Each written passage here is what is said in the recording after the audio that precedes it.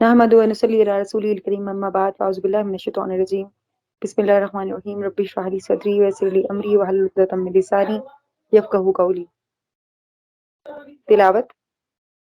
اعوذ باللہ من الشیطان الرجیم بسم اللہ الرحمن الرحیم سبحان الذي أسرى بعبده ليلا من المسجد الحرام إلى المسجد الأقصى الذي باركنا حوله لنريه من آياتنا إنه هو السميع البصير. وآتينا موسى الكتاب وجعلناه هدى لبني إسرائيل ألا تتخذوا من دوني وكيلا. بسم اللہ الرحمن الرحیم. سورۃ الاسراء مکی سورہ ہے. یہ 111 آیات ہیں اس کی، اور اسراء کہتے ہیں رات کے سفر کو. سبحان الذی اسریٰ بعبدہ لیلا من المسجد الحرامی، پاک ہے وہ جو لے گیا رات کو اپنے بندے کو مسجد حرام سے دور کی اس مسجد تک جس کے ماحول کو اس نے برکت دی تاکہ اس اپنی نشانیوں کا مشاہدہ کرائے. حقیقت میں وہی ہے سب کچھ دیکھنے والا اور سننے والا. یہ واقعہ جو واقعہ معراج کے نام سے مشہور ہے اور اسراء کے نام سے مشہور ہے، اکثر اور معتبر روایت کی روح سے یہ واقعہ ہجرت سے 1 سال پہلے پیش آیا تھا. حدیث و سیرہ کی کتابوں میں اس واقعے کی تفصیلات صحابہ رضوان اللہ علیہم سے مروی ہیں، جن کی تعداد 25 تک پہنچتی ہے. ان میں مفصل ترین روایات حضرت انس بن مالک، حضرت مالک بن صوصہ، حضرت ابو ذر غفاری، حضرت ابو ہریرہ سے مروی ہیں. ان کے علاوہ حضرت عمر، حضرت علی، حضرت عبداللہ بن مسعود، عبداللہ بن عباس، حضرت عائشہ اور متعدد دوسرے صحابہ سے نے بھی اس کے بعد اجزاء بیان کیے ہیں. قرآن پاک یہاں صرف مسجد حرام یعنی بیت اللہ سے مسجد اقصیٰ یعنی کہ بیت المقدس تک نبی صلی اللہ علیہ وسلم کے جانے کی تصریح کرتا ہے. جو تشریح یہاں پہ کی جا رہی ہے، یہ بتایا جا رہا ہے کہ اللہ وہ ہے، پاک ہے وہ ذات جو لے گیا اپنے بندے کو یعنی کہ محمد صلی اللہ علیہ وسلم کو مسجد حرام یعنی کہ کعبہ سے مسجد اقصیٰ یعنی کہ بیت المقدس تک. اس سفر کا مقصد کیا بتایا جا رہا ہے کہ اللہ تعالیٰ اپنے بندے کو اپنی نشانیاں دکھانا چاہتا تھا. اس سے زیادہ کوئی تفصیل قرآن پاک میں نہیں بتائی گئی. اور پھر ایک اور جگہ پہ جہاں پہ ذکر آیا وہ سورۃ النجم میں آیا ہے اس کا ذکر. اور یہاں پہ بتایا جا رہا ہے کہ جو تفصیلات آتی ہیں کا خلاصہ کیا ہے کہ رات کے وقت جبرائیل علیہ السلام آئے اور آپ کو لے جا کر مسجد حرام سے مسجد اقصیٰ تک براق پر لے گئے. اور یہ روایات میں یہ بھی ہے کہ پہلے آپ صلی اللہ علیہ وسلم کا جو سینہ مبارک کا وہ چاک کیا گیا اور آپ کے جو دل مبارک کو دھویا گیا، اور پھر اس کے بعد دوبارہ مطلب ایک آپریشن جس طرح اوپن ہارٹ سرجری ہے وہ کی گئی تھی. اور پھر وہاں پہ جب مسجد اقصیٰ تشریف لے گئے آپ صلی اللہ علیہ وسلم، جو کہ فلسطین میں ہے، بیت المقدس جو پہلا قبلہ تھا مسلمانوں کا، تو وہاں آپ نے انبیاء علیہ السلام کے ساتھ نماز ادا کی.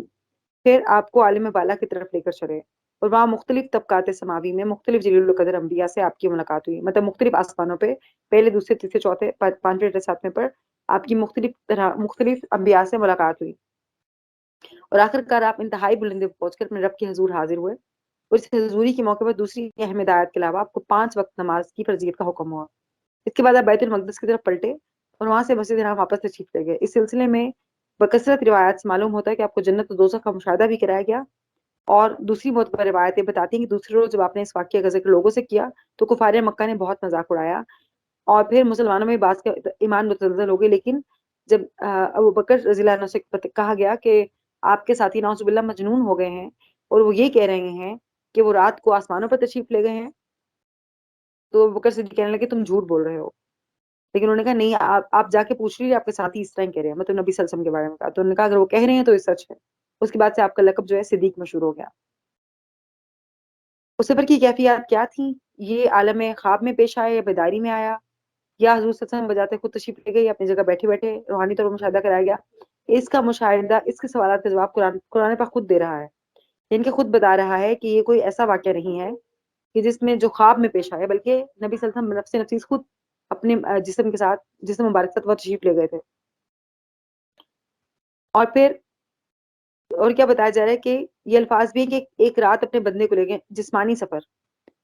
اب جب کہا ہے کہ بندے کو لے گیا تو اس کو جسمانی سفر مانے بغیر چارہ نہیں ہے کہ جسمانی سفر ہی تھا، مادی طور پر لے گئے تھے اللہ تعالیٰ. اور روحانی تجربہ نہیں تھا، بلکہ جسمانی سفر تھا اور عینی مشاہدہ تھا جو اللہ تعالیٰ نے نبی صلی اللہ علیہ وسلم کو کرایا ہے۔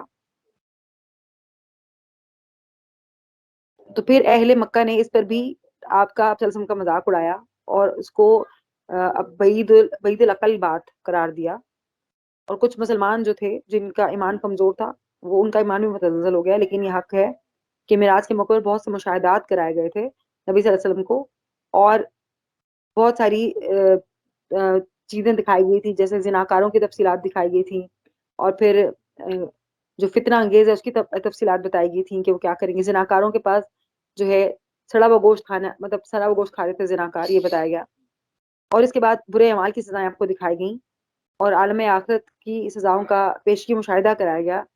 اصل بات جو معراج کے سلسلے میں لینی چاہیے وہ یہ ہے کہ جو تمام انبیاء ہیں ہر ایک کو اللہ تعالیٰ نے منصب کی مناسبت سے زمین و آسمان کا مشاہدہ کروایا، اور پھر حجابات میں سے کچھ حجابات ہٹا کے درمیان سے حقیقتیں واضح کروائیں، اور ہر نبی کے اس کے مرتبے کے مطابق مشاہدہ کروایا گیا۔ تو پیارے نبی صلی اللہ علیہ وسلم کو معراج کی رات میں لے جا کر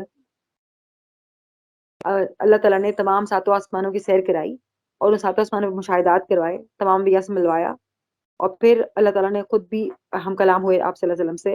اس وقت پھر 50 نمازیں فرض کی گئی تھی، پہلے مسلمان 50 نمازیں فرض کی گئی ہیں۔ جب نبی صلی اللہ علیہ وسلم چھٹے آسمان پہ موسیٰ علیہ السلام کے پاس سے گزرے تو انہوں نے پوچھا کتنی نمازیں فرض ہوئی ہیں، تو فرمایا کہ 50 نمازیں فرض ہوئی ہیں۔ موسیٰ علیہ السلام نے کہا کہ آپ کی امت یہ نہیں کر سکے گی، آپ جائیں اور تخفیف کرائیں، نمازوں میں کمی کروائیں۔ پھر دوبارہ گئے تو پھر 5 نمازیں اور کم ہوئی، اس طرح کرتے کرتے جب 5 نمازیں ہو گئی، مطلب 5 نمازیں کم کراتے کراتے جب 5 نمازیں ہو گئی، 50 سے 5 ہو گئی، تو جب تب بھی گزرے تو موسیٰ علیہ السلام نے کہا نہیں، آپ کی امت 5 نمازیں بھی نہیں پڑھ سکے گی، میری امت صرف 2 نمازیں پڑھ تھیں اور وہ بھی نہیں ادا کرتے تھے وہ ٹائم پہ، تو آپ جو ہے اور مزید کم کروائیے۔ تو آپ صلی اللہ علیہ وسلم نے فرمایا نہیں، اب مجھے میرے اللہ سے شرم آتی ہے، اب میں نہیں جاؤں گا۔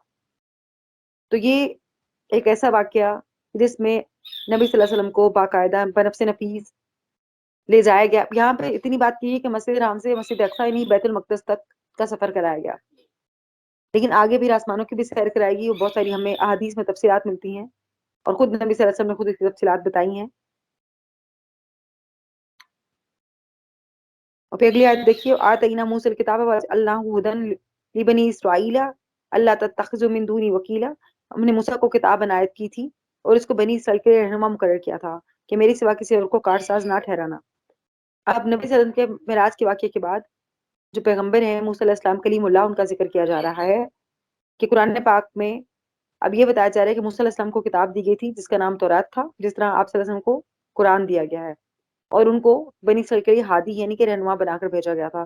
ان کو یہ بھی حکم دیا گیا تھا کہ اللہ کے سوا کسی اور کو ولی نہ بنائے، مددگار نہ بنائے، معبود نہ بنائے، کیونکہ ہر نبی توحید کو لے کر آتا ہے، ہر نبی توحید پہ پیغام پہ آتا ہے۔ اور پھر اگلی آیت دیکھیے، ذریۃ من حملنا مع نوح، اور اے ان لوگوں کی اولاد جن کو ہم نے نوح کی کشتی میں سوار کیا تھا، بے شک نوح ہمارے شکر گزار بندے تھے۔ اب کیا کہا جا رہا ہے کہ جو لوگ بچ گئے تھے پوری دنیا میں، پوری کائنات میں سب لوگ ختم ہو گئے تھے، صرف کشتی والے بچ گئے تھے، تو تمام انسانوں سے خطاب کیا جا رہا ہے جو بچ گئے ہیں، کہ وہ لوگوں جو ان لوگوں کی اولاد ہے جن کو نوح علیہ السلام کے کشتی میں سوار کیا تھا، ہم سب بھی ان لوگوں کی اولاد ہیں جن کو نوح علیہ السلام کے ساتھ کشتی میں سوار کیا گیا تھا۔ تو اللہ فرما رہا ہے کہ نوح علیہ السلام جو ہے میرے شکر گزار بندے تھے، تم بھی شکر گزار بنو۔ وَقَضَّيْنَا إِلَىٰ بَنِي إِسْرَائِيلَ فِي الْكِتَابِ، اور ہم نے کتاب میں بنی اسرائیل سے کہہ دیا تھا زمین میں دو دفعہ فساد مچاؤ گے تم اور بڑی سرکشی کرو گے۔ یہ پیشین گوئی ہے جو کتاب بنی اسرائیل پر اتری تھی، ان کا تورات اس میں کر دی گئی تھی کہ زمین پر دو دفعہ سرکشی کریں گے، سخت فساد برپا کریں گے۔ یہاں پر قزینہ کے معنی ہے مقرر کر دینا، یعنی کہ پہلے ہی خبر دے دی گئی ہے۔ بس ان کے پہلے فساد کے وقت ہم نے اپنی مخلوق میں لوگوں پر مسلط کر دیا، جب پہلا ان پر انہوں نے فساد کیا تو پھر ایسے لوگوں کو مسلط کر دیا ان پر جو کہ بہت سخت تھے، اور اللہ کا وعدہ پورا ہوا۔ اور یہ کہا جاتا ہے کہ جالوت کا لشکر تھا، جب جالوت داؤد علیہ السلام کے دور میں جالوت کا لشکر تھا، اس کی پھر اللہ نے بنی اسرائیل کی مدد کی۔ جالوت جو ہے وہ ایک بہت سرکش بادشاہ تھا، بہت سرکش حکمران تھا، ان کو مسلط کیا گیا تھا بنی اسرائیل پر جب انہوں نے فساد کیا تھا اور اپنے ہی پیغمبر سے جو ہے انہوں نے پیغمبر کی تعلیمات پہ عمل نہیں کیا، تو پھر طالوت علیہ السلام کو بھیجا گیا تھا، اور پھر حضرت داؤد نے جالوت کو قتل کیا تھا۔ یہ داؤد ابھی تک مطلب پیغمبر نہیں بنتے، اس وقت کے دور کی بات ہے۔ اور پھر بعض کہتے ہیں کہ بابل کا بادشاہ بخت نصر چڑھایا تھا، یہ دوسری بار کی بات ہے، لیکن یہ مختلف طرح کی روایات ہے، لیکن کنفرم نہیں، بس یہ کہا گیا کہ 2 بار یہ فساد کریں گے زمین پر، اور بنی اسرائیل کی سرکشی جو ہے بہت زیادہ تھی، تو اللہ نے ان پر کیا کیا، دشمن مسلط کیا، اور وقت نے انہیں خوب مزہ سکھایا. اب یہ بہت ذلیل خوار ہوئے ہیں، اور ان کا بھی دیکھیے کہ کوئی انہیں تسلیم نہیں کرتا اسٹائل کو. بٹ انفارچونیٹلی پاکستان نے ان کے ساتھ تعلقات بحال کر لیے، اللہ تعالیٰ ہم پر رحم کرے. تو بات یہ ہے کہ یہ ابھی بھی دنیا میں اس طرح ہی ہے، ان کے پاس کوئی گھر نہیں ہے، ان کے پاس کوئی رہنے کی ٹھکانہ نہیں ہے، اور ان کے پاس کوئی جگہ نہیں ہے. یہ دیکھیے آیت نمبر 7، ان احسنتم احسنتم لانفسکم، اور اگر تم نیکوکاری کرو گے تو اپنی جانوں کے لیے کرو گے، اور اگر بد اعمال کرو گے تو اپنے ان کا وبال تمہاری جانوں پر ہوگا. اور پھر جب جب دوسرے وعدے کا وقت آیا، پھر ہم نے اپنے بندے بھیجے تاکہ تمہارے چہروں کو بگاڑ دیں، جس طرح پہلی دفعہ بیت المقدس میں داخل ہوئے اس طرح تم پھر داخل ہوگے، اور جس چیز پر غلبہ اور وہ جس چیز پر غلبہ پائیں اسے تباہ کر دیں. اور پھر جب دوسری بار ان پر جو ہے ایسی فوجوں کو مسلط کر دیا گیا تھا جس کی وجہ سے انہوں نے ان کو بہت زیادہ پھر پستی، مطلب دشمن ان کو پست کر دیا، اور وہ رومی فوج تھی. رومی فوج نے ان پر چڑھ دوڑے اور ان کو کیا کیا، بیت المقدس ان کی شکلیں بگاڑ دی، مطلب ان پہ اتنا زیادہ ظلم و ستم کیا کہ ان کی شکلیں بگاڑ دی، اور بیت المقدس کی مسجد بھی اپنے قبضے میں کر لی، اور بیت المقدس کو بھی تبدیل کر دیا. اور پھر جہاں تک بن پڑا انہوں نے ہر چیز کا ستیہ ناش کر دیا. اور یہ دوبارہ سے انہوں نے سر اٹھایا تھا، پھر ان کو دوبارہ سے کچلا گیا ہے. یہ دنیا کی سزا تھی ان کی، کہ دنیا میں یہ کیا تھے، دنیا میں یہ اللہ کی ناشکری کرتے تھے، تو پھر دو بار ان کو پست کیا گیا. ایک بار جالوت کے لشکر نے کیا، دوسری بار رومی فوج نے کیا، اور ان کو ہر طرح سے کچل دیا. پھر یہ بہت مشکل سے جو اسرائیل جو لوگ ہیں، یہودی لوگ ہیں، ان کو پوری طرح سے ختم کر دیا تھا. اور پھر ہٹلر نے بھی ان کو مطلب ایک طرف بہت بری طرح سے جو ہے ہولو کاسٹ شاید اس کو بولتے ہیں، کہ انہوں نے پورے کے پورے یہودیوں کو ختم کر کے کچھ کو چھوڑ دیا تھا. تو ہٹلر نے کہا ہے میں نے کچھ یہودیوں کو اس لیے چھوڑا ہے تاکہ تم پتہ چلے کہ میں نے صحیح لوگوں کو مارا تھا. اگر تم پتہ چلے نا کہ یہ کون قوم ہے، تو تم میرے شکریہ ادا کرو کہ میں ان کو ختم کر دیا. کچھ یہودیوں کو چھوڑ دیا، باقی سب کو اس نے مار دیا تھا. اور پھر آیت نمبر 9 دیکھیے، ان ھذا القرآن یہدی للتی یہ اقوام، یہ قرآن وہ راستہ دکھاتا ہے جو سب سے سیدھا ہے، اور مومنوں کو جو نیک عمل کرتے ہیں بشارت دیتا ہے کہ ان کے لیے اجر عظیم ہے. بہترین رہنما کیا بتایا جا رہا ہے، قرآن حکیم ہے. اللہ تبارک و تعالیٰ اپنی کتاب کی تعریف میں فرماتا ہے قرآن بہترین راہ کی طرف رہبری کرتا ہے. اور ایماندار جو ایمان کے مطابق فرمان نبی پر عمل کرتے ہیں، جو ایمان لانے والے ہیں، اگر وہ نبی صلی اللہ علیہ وسلم کی سنت پر عمل کرتے ہیں تو انہیں بھی بشارتیں سناتا ہے، خوشخبریاں سناتا ہے کہ ان کے لیے اللہ کے پاس بہت بڑا اجر ہے، انہیں بے شمار ثواب ملے گا. مگر جو ایمان سے خالی ہیں تو پھر یہ کیا دیتا ہے ان کو ایک خبر دیتا ہے کہ وہ دردناک عذاب ہے ان کے لیے. ان الذین لا یؤمنون بالآخرۃ، اور یہ بھی بتاتا ہے کہ جو آخرت پر ایمان نہیں رکھتے ان کے لیے ہم دکھ دینے والا عذاب تیار کر رکھا ہے. وہی بات یہ کہ مومنوں کے لیے خوشخبری ہے، اور جو آخرت پر ایمان نہیں رکھتے ان کے لیے دکھ دینے والا عذاب ہے. وَيَدْعُو الْإِنسَانُ بِالشَّرِّ، اور انسان اس طرح جلدی سے بھلائی مانگتا ہے جس طرح برائی مانگنا ہے، اور انسان جلد باز واقع ہوا ہے. اب بتایا جا رہا ہے کہ انسان کبھی کبھی نا امید ہو کر اپنی سخت غلطی کے لیے خود اپنے لیے برائی مانگنے لگتا ہے. کس طرح؟ جیسے کبھی اپنے مال اور اولاد کے لیے بد دعا کرنے لگتا ہے، کبھی اپنی موت کی ہلاکت کی بد دعا کرنے لگتا ہے، کبھی بربادی کی دعا کرنے لگتا ہے، کبھی خود پہ لعنت کرنے لگتا ہے. لیکن اس کا اللہ اس پر زیادہ مہربان ہے، ادھر وہ دعا کرے وہ قبول فرما رہے. مطلب اللہ مہربان ہے، اگر وہ دعا بھی کرتا تو اللہ فوراً قبول نہیں کرتا، کیونکہ اگر اللہ ایسا کرے کہ دعا کو پورا کر دے تو پھر وہ ہلاک ہو جائے. اور حدیث پاک کا مفہوم بھی ہے کہ اپنی جان و مال کے لیے دعا نہ کرو، کہ ایسا نہ ہو کسی قبولیت کے ساتھ میں کوئی ایسا بدکلمہ زبان سے نکل جائے اور کوئی گھڑی قبولیت کی ہو. حضرت ابن عباس رضی اللہ عنہ نے اس موقع پر حضرت آدم علیہ السلام کا واقعہ کا ذکر کیا کہ ابھی پیروں تلے روح نہیں پہنچی تھی کہ آپ نے کھڑے ہونے کا ارادہ کیا. روح سر کی طرف آئی تھی، ناک تک پہنچی تو چھینک آئی تو آپ نے کہا الحمدللہ. اللہ نے فرمایا یرحمک ربک یا آدم، اے آدم تجھ پر رب تیرا رحم کرے. جب آنکھوں تک پہنچی تو آنکھیں کھول کر دیکھنے لگے، جب اور نیچے اعضاء میں پہنچی تو خوشی سے اپنے آپ کو دیکھنے لگے، جب اور نیچے کے اعضاء میں پہنچی تو خوشی سے اپنے آپ کو دیکھنے لگے. ابھی پیروں تک نہیں پہنچی تھی، چلنے کا ارادہ کیا لیکن چل نہ سکے. دعا کرنے لگے اے اللہ رات سے پہلے روح آ جائے. مطلب جب آدم علیہ السلام پہ روح پھونکی گئی بتایا جا رہا ہے تو بہت جلد بازی کی ان نے، روح جہاں پر جاتی کہ اس سے پہلے وہ کھڑے ہوتے گئے، لیکن وہ پوری طرح کھڑے نہیں ہو سکے تھے. تو یہ جلد بازی جو ہے انسان میں، یہ آدم علیہ السلام کے پاس سے ہی ہے کہ انسان بہت جلدی ناشکرا ہے. جب بہت زیادہ خوشی آتی ہے تو فوراً اکڑنے لگتا ہے، جب غم کا آتا ہے تو فوراً مایوس ہونے لگتا ہے. تو یہ انسان جو ہے وہ جلد باز واقع ہوا ہے. وَجَعَلْنَا اللَّيْلَ وَالنَّهَارَ آیَتَيْنِ، اور ہم نے رات اور دن کو دو نشانیاں بنایا. رات کی نشانی کو تاریک بنایا، دن کی نشانی کو روشن بنایا تاکہ تم اپنے پروردگار کا فضل یعنی روزی تلاش کر سکو اور برسوں کا شمار اور حساب جانو. اور ہم نے ہر چیز کو بخوبی تفصیل بیان کر دی ہے. اب رات اور دن کے فوائد بیان کیے جا رہے ہیں کہ اللہ تعالیٰ اپنی قدرت کی بڑی بڑی نشانیوں میں 2 کا یہاں ذکر فرماتا ہے کہ دن اور رات الگ الگ بنائے ہیں. رات کس لیے؟ آرام کرنے کے لیے, اور دن جو ہے وہ کام کرنے کے لیے اور روزی تلاش کرنے کے لیے ہے. وَكُلَّ إِنسَانٍ أَلْزَمْنَاهُ طَائِرَهُ فی اناقی, اور ہم نے ہر انسان کے اعمال کو بصورت کتاب اس کے گلے میں لٹکا دیا, اور قیامت کے روز وہ کتاب اسے نکال کر دکھائیں گے جسے وہ کھلا ہوا دیکھے گا. انسان کے اعمال جو ہیں, اب یہاں پہ جو کچھ جگہ پہ آپ دیکھیں گے تو اس کا ترجمہ یہ کیا گیا ہے کہ انسان کے اعمال کو اس کی گردنوں میں لٹکا دیا گیا. اس کا مطلب یہ نہیں ہے, تقدیر نہیں ہے اس کا مطلب کہ تقدیر گلے میں لٹکا دی. کچھ مفسرین کہتے ہیں کہ مطابق اس کا مطلب تقدیر ہے, لیکن تقدیر نہیں ہے اس کا مطلب. اس کا مطلب یہ ہے کہ انسان کی گردن میں اعمال ہیں, مطلب جو اب طائرو سے آپ دیکھیے, طائرو کہتے ہیں پرندے کو, طائر کس کو کہتے ہیں؟ پرندے کو کہتے ہیں. تو پرندہ کیا کرتا ہے؟ پرواز کرتا ہے. انسان کی پرواز کو اس کے گلے میں لٹکا دیا. دوسرا مطلب یہ ہے, ایک مطلب یہ کہ انسان کا اعمال نامہ اس کی گردن میں, مطلب جو وہ عمل کرے گا وہ اعمال نامہ اس کو دکھا دیا جائے گا قیامت کے دن. ایک مطلب یہ ہے کہ انسان کی پرواز, اس نے کہاں تک اڑنا ہے, اس نے کہاں تک نیکی میں سبقت دینی ہے, اس نے کیا کام کرنے ہیں دنیا میں بھی اور آخرت کے لیے بھی کیا کام کرنے ہیں, اس کی گردن لٹکا دیا ہے. اس کے اپنے ہاتھ میں ہے, اس کی پرواز اس کے اپنے ہاتھ میں ہے. اس نے کہاں تک جانا ہے اس کے اپنے پر ہے. وہ ہمت کرے گا, اگر کوشش کرے گا, اگر نیت کرے گا تو اللہ تعالیٰ اس کو ہمت دے گا اور وہ اڑ جائے گا. اور پھر یہ بتایا جا رہا ہے کہ نیکی چاہے کتنی چھوٹی کیوں نہ ہو وہ بھی لکھ دی جائے گی, اور بدی چاہے کتنی چھوٹی کیوں نہ. اگر ہم اس کا مطلب اعمال نامہ لیں تو اس کا مطلب یہ ہے کہ چھوٹی سے چھوٹی نیکی اور بڑی سے بڑی جو برائی ہے وہ بھی لکھ دی جائے گی. کوئی بھی چیز جو ہے وہ چھوڑی نہیں جائے گی, چاہے وہ اتنی چھوٹی سی نیکی ہے ذرے سے برابر, اور چاہے وہ ذرے برابر گناہ ہے, وہ دونوں لکھ دیا جائے گا. اور پھر وہ اس کو قیامت کے دن دیکھ لے گا. اور پھر جیسا کہ فرمان ہے کہ دائیں اور بائیں جانب بیٹھے ہوئے کون؟ کرامن کاتبین, منہ سے جو بات نکلتی ہے وہ اس کو اس وقت لکھ لیتے ہیں. اس طرح دیکھیے سورۃ الانفطار آیت نمبر 10 میں ہے کہ تم پر نگہبان ہے جو بزرگ ہیں اور لکھنے والے ہیں, تمہارے ہر فعل سے باخبر ہیں.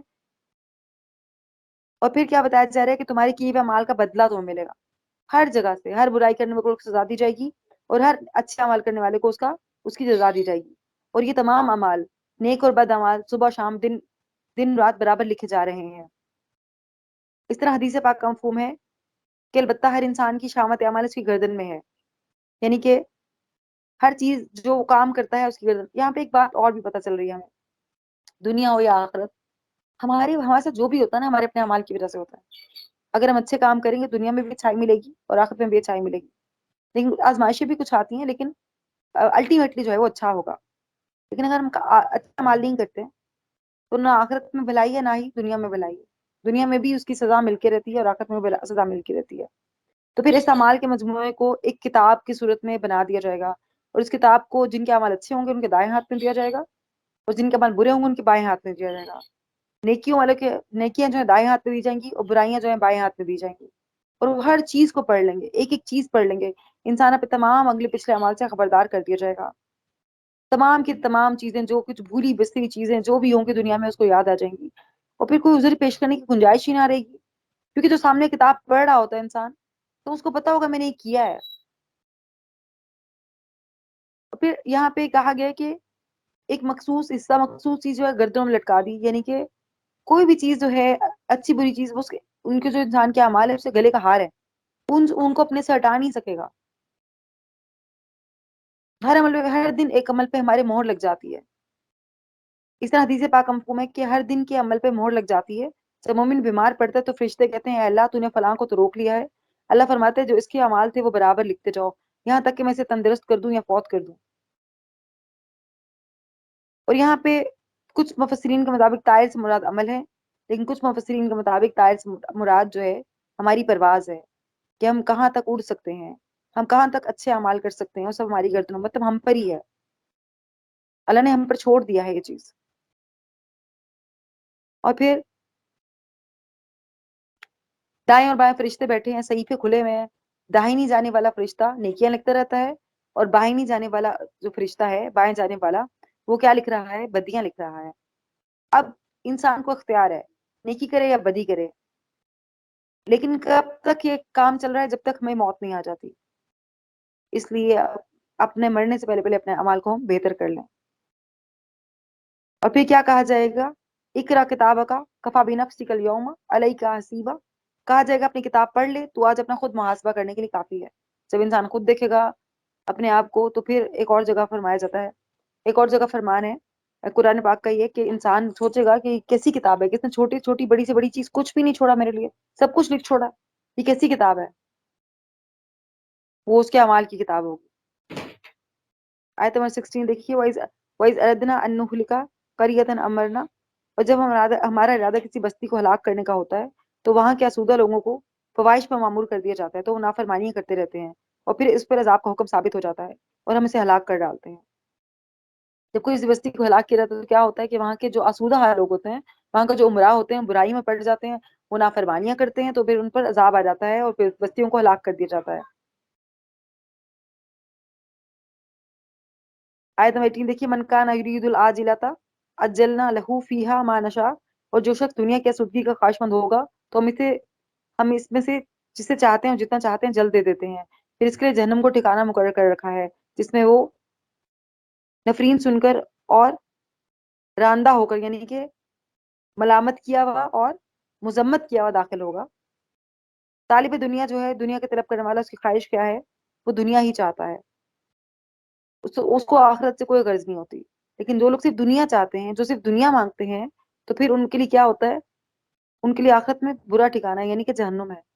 دنیا صرف دنیا کے لیے نہیں مانگنا چاہیے، دنیا اور آخرت دونوں کے لیے مانگنا چاہیے جس طرح اللہ نے ہمیں سکھایا، لیکن ہمیں زیادہ تر آخرت کے لیے مانگنا چاہیے۔ کیوں؟ اگلی آیت دیکھیے، ومن اراد الاخرۃ وسعى لها، اور جو شخص آخرت کا خواہشگار ہوا، خواہش مند ہوا، اس کے لیے اس میں سے اتنی کوشش کرے جتنی سے لائق ہے، تو مومن بھی ہو تو ایسے لوگوں کو کوشش ٹھکانے لگتی ہے، مطلب ایسے لوگوں کو پھر ان کی کوشش کا جو ہے صلہ دیا جاتا ہے۔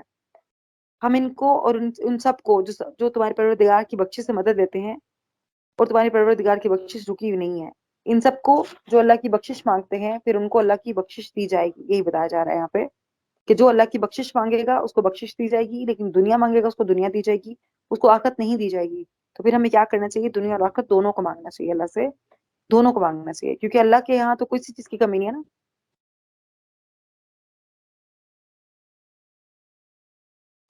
پھر اگلی آیت دیکھیے 21، انظر کیف فضلنا بعضهم علی بعض، مگر دیکھ لو کہ دنیا ہی میں ہم نے ایک گروہ کو دوسرے پر کیسی فضیلت دے رکھی ہے، اور آخرت میں بھی اس کے درجے اور زیادہ ہوں گے اور اس کی فضیلت اور بھی بڑھ چڑھ کر ہوگی۔ بتایا جا رہا ہے کہ دنیا میں یہ فرق نمایا ہے کہ آخرت کے طلبگار دنیا پرستوں پر فضیلت رکھتے ہیں، کہ یہ فضیلت اس اعتبار سے نہیں کہ ان کے کھانے پینے اور لباس، ان کی دنیاوی اعتبار سے فضیلت نہیں آخرت والوں کو، بلکہ کس اعتبار سے کہ وہ تقویٰ کرتے ہیں، نیکیاں کرتے ہیں، اللہ کے پیارے ہیں، اللہ کی حکم کی پیروی کرتے ہیں۔ تو پھر یہ فرق دنیا میں تو فضیلت دی ہے، دنیا مطلب دنیا دے رکھی ہے تو آخرت نہیں دے رکھی کچھ لوگوں کو، لیکن جب آخرت ہوگی تو پھر اور درجے زیادہ ہوں گے ان کے، اور فضیلت بڑھ چڑھ کر ہوگی ان کی۔ لا تعجل مع اللہ الہا آخرا، اور تو اللہ کے ساتھ کوئی دوسرا معبود نہ بنا، ورنہ ملامت زدہ اور بے یار و مددگار بیٹھا رہ جائے گا۔ اب بتایا جا رہا ہے کہ اللہ کے ساتھ کوئی معبود گھر لے گا تو پھر کیا ہوگا؟ ملامت زدہ، بے یار و مددگار، کس طرح؟ دنیا میں بھی اور آخرت میں بھی۔ جب اگر اللہ کے سوا کسی کو اپنا دوست بنائیں گے تو پھر دنیا میں بھی آخرت میں بھی جب کوئی نہیں ٹھکانا بچے گا، جب ہماری کوئی مدد نہیں ہوگی تو پھر ہم کس کو پکاریں گے اللہ کے سوائے، جبکہ ہم اس کو دوست نہیں رکھتے؟ تو پھر اس سے بہتر ہے کہ ہم اللہ ہی کو پکاریں، کہ ہم بے یار و مددگار نہ رہ جائیں دنیا میں اور آخرت میں۔ وَقَضَىٰ رَبُّكَ أَلَّا تَعْبُدُوا إِلَّا إِيَّاهُ بِالْوَالِدَيْنِ إِحْسَانًا، اور حکم دیا، تیرے رب نے فیصلہ کر دیا کہ تم لوگ کسی کی عبادت نہ کرو مگر صرف اللہ کی، والدین کے ساتھ نیک سلوک کرو۔ اگر تمہارے پاس ان میں سے کوئی دونوں یا ایک بوڑھے ہو کر آ جائیں تو انہیں اف تک نہ کہو اور نہ انہیں جھڑک کر جواب دو، بلکہ ان کے ساتھ احترام سے بات کرو۔ یہاں دو بنیادی اصول پہلی بات توحید کی جا رہی ہے، شرک نہ کرو۔ دوسرا بڑا کام جو کرنا ہے، والدین کے ساتھ احسان کرنا ہے۔ احسان کیا ہے؟ احسان حق سے بڑھ کر دینا ہے۔ بے شک ہم والدین کا حق ادا نہیں کر سکتے، کوشش تو کر سکتے ہیں نا۔ حق سے بڑھ کر دینا کیا ہے؟ آپ کے والدین آپ کو کہیں نہ کہے بغیر آپ ان کی ضروریات پوری کرتے ہیں۔ آپ کو پتا ہے آپ کے والدین کو کیا چاہیے، جس طرح بچوں کو پتا ہوتا ہے کہ ان کے والدین کو کس وقت کیا چاہیے ہوتا ہے، تو پھر آپ کو پتا ہونا چاہیے کہ آپ کے والدین کو کیا چاہیے، تو ان کو فوراً پورا کیجیے، بنا کہے ان کی ضرورت پوری کیجیے، بنا کہے ان کی ضرورت پوری کیجیے، ان کے ساتھ احسان کا معاملہ کیجیے، اور پھر اف تک نہیں کہنا ان کو۔ یہ کیوں کہا جا رہا ہے اف نہ کہو؟ کیونکہ پتا ہے کہ بوڑھے جو ہیں بچوں کی طرح ہو جاتے ہیں، چھوٹے بچوں کی طرح ہو جاتے ہیں، تو پھر اف نہیں کہنا ان کو۔ والدین کو بڑھاپے میں پاؤ تو پھر کیا کرو؟ ان کی بے ادبی نہ کرو، عزت و احترام سے ان سے بات کرو، نرمی و تہذیب سے بات کرو۔ ان کی رضامندی کا کام کرو، دکھ نہ دو، ستاؤ نہ ان کے سامنے آج سے جھکے رہو، انکساری سے جھکے رہو ان کے بڑھاپے میں، ان کے سامنے آج کیونکہ پتہ کیا ہوتا ہے جب والدین بوڑھے ہو جاتے ہیں نا، پھر وہ آپ سے ڈرنے لگتے ہیں کہ میرے بچوں کو کوئی بات بری نہیں لگ جائے، انہیں ہوتا ہے میں کہاں جاؤں، میرے ٹھکانے ہی کوئی نہیں اور، تو پھر میں کیا کروں، بچوں سے اچھی طرح بات کروں، بلکہ آپ نے ان سے احترام سے بات کرنی ہے، آپ کے والدین آپ سے جھک کر بات نہ کریں، آپ جھک کر بات کریں اپنے والدین سے، یہ کہا جا رہا ہے، جھک کر رہیے ان کے ساتھ، اپنا سر جھکا کر بات کیجیے ان سے، یہ ان کا حق ہے، اور پھر جب ان کا انتقال ہو جائے تو ان کے لیے دعا کیجیے، خصوصی دعا کیجیے،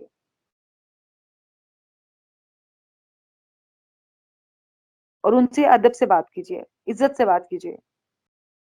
پھر اگلی بات کیا کہا جا رہی ہے، وَاخْفِضْ لَهُمَا جُنَاحَ الذُّلِّ من الرحمہ، اور عزت و نیات سے ان کے سامنے جھکے رہو، عاجزی سے ان کے سامنے جھکے رہو، ان کے حق میں دعا کرو، کیا پروردگار، کیا دعا ہے، وَقُلْ رَبِّ ارْحَمْهُمَا كَمَا رَبَّيَانِي صَغِيرًا، اور کہو کہ اے میرے رب،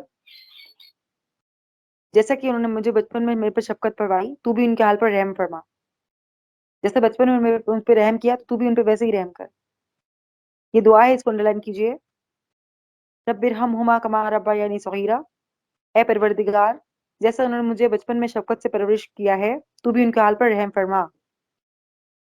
بہت امپورٹنٹ بات ہے، بہت بہت اہم حکم ہے، ہمیں یاد رکھنا ہے، والدین کو اگر ہم بڑھاپے میں پائیں تو پھر اف نہیں کہنا ان کے آگے، بلکہ کیا کہنا ہے، نہ ہی جھڑکنا ہے ان کو غصے میں، بلکہ ان سے پیار سے محبت سے بات کرنی ہے۔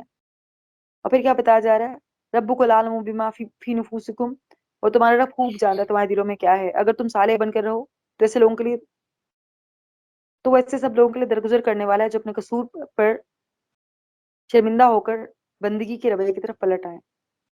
پھر فرما رہے ہیں کہ اللہ جانتا ہے کہ والدین کا حق ہے، اولاد کو والدین کا مطیع، خدمت گزار، ادب شناس ہونا چاہیے، اور پھر ان کا احسان مند ہونا چاہیے، ان کا احترام کرنا چاہیے، بڑھاپے میں ان کی خدمت کرنی چاہیے، جس طرح بچپن میں ان کی پرورش کرتے ہیں ناز و نعم سے، اس طرح ہی۔ اور پھر والدین کو شرعی حقوق اختیارات جو بھی ہیں ان کو وہ دینے چاہیے ہمیں، لیکن پھر اللہ تعالیٰ کہہ رہے ہیں کہ اگر تم سے ایسی غلطی ہو جائے، کیونکہ انسان ہو، غلطی ہو جائے، اللہ جانتے تمہارے نفسوں میں، تمہاری زبان سے نکل جاتا ہے کبھی کبھی، غصے میں والدین سے نہیں نکلنا چاہیے لیکن کبھی کبھی نکل جاتا ہے، اللہ جانتا ہے اس کو، پھر اگر تم توبہ کرتے ہو اور پھر دوبارہ سے اپنے والدین کے ساتھ شفقت کرتے ہو تو پھر اللہ بخشنے والا مہربان ہے۔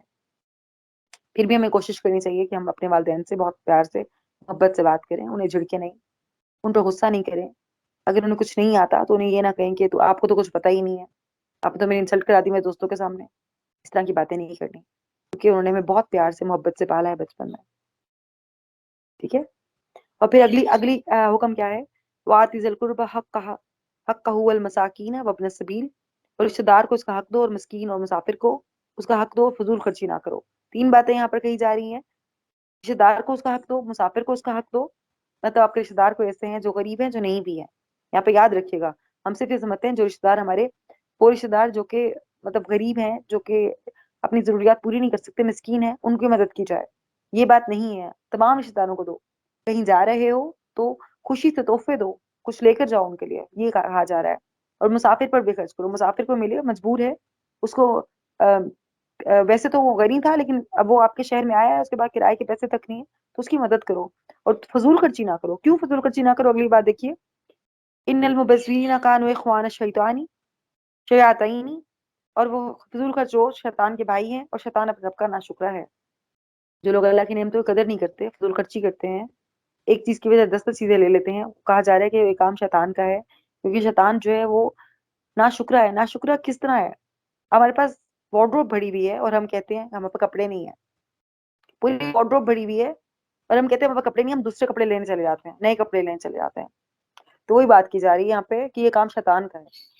یہ بھی نہیں کہا کہ بالکل ہی خود کو ختم کر دو اور کوئی چیز نہ خریدو، اپنے پہ نہ لگاؤ، زینت کرنے کا بھی کہا گیا ہے، زیب و زینت کرنے کا ہم نے پڑھا سورۃ النساء میں، لیکن یہ بھی کہا گیا ہے کہ فضول خرچی بھی نہ کرو، کیونکہ شیطان کا دوست ہے فضول خرچ۔